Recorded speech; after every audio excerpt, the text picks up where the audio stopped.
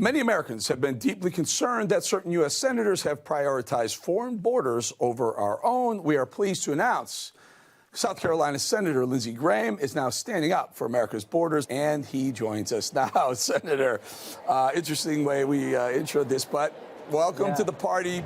Thank you. I've always been there. I've always been there. There's four things in this supplemental that are important. We need to help Israel. They're fighting for their lives. If Putin gets away with Ukraine, we'll be in a war with NATO because he won't stop.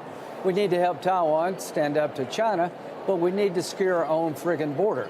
I'm not going to send any money to Ukraine or anywhere else until we fix our broken border. I've been talking about this for about a year.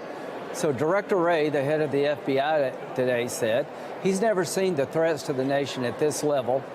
Since October the 7th, the attack on Israel, foreign terrorist organizations are calling for a jihad against America. Our broken border is a danger, and wherever he looks, he sees blinking lights. So I don't mind helping our allies stand up to the bad guys, but we got to fix our own backyard here.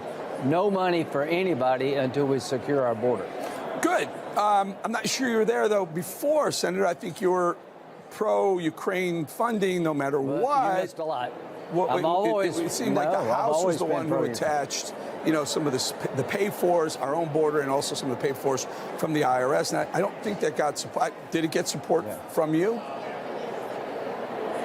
Yeah, well, we never got it up because the pay-fors, we can't get 60 votes for it. I like paying for things, but now the House is willing to pass a bill, if it's got border security, to help Ukraine. You may not agree that Ukraine's important, but I do. If you thought it was dumb to get out of Afghanistan like Biden did, you're right. If you think you can pull the plug and let Putin get away with invading Ukraine and we'll be safe, you're wrong. If you think China's not watching, you're making a mistake. They'll take Taiwan if we pull the plug on Putin. And not one American's died. They've reduced the Russian army by 50%. So it's important we get that right. Here's what I'll tell you about terrorists. You may be tired of fighting them, but they're not tired of fighting you. You may want to let them go. I don't. I want to fight them over there so they don't come here. I'd like to have partners. That's the world we live in. These people would kill us, not just Israel, if they could get here. So if you leave it up to me, we're going to fight these in their backyard, not ours. We're going to help our allies like Ukraine and Israel stand up to the bad guys before they get here. But the point I'm trying to make is that the American border is more broken than I've ever seen it. I've never been more worried about a terrorist attack today than I am right now. Getting out of Afghanistan was dumber than dirt. Terrorism is on the rise, and they're coming here if we don't stop them. The border is your last line of defense, not your first line of defense. But fentanyl is killing Americans at a record rate. From 18 to 35, the leading cause of death in America is fentanyl poisoning, coming from fentanyl drugs across the Mexican border, made in China. I lost a son to fentanyl. I'm hyper aware of that risk. What happened to your son is happening all over this country. God bless you and your family. We're allowing Americans to be poisoned over 100,000 a year from drugs coming across a broken border made in China. So up to me, here's what we do. We lock down our southern border, we help Ukraine, we help Israel, and you're not going to keep the fight away from this country unless you secure your border and hit them over there before they hit you.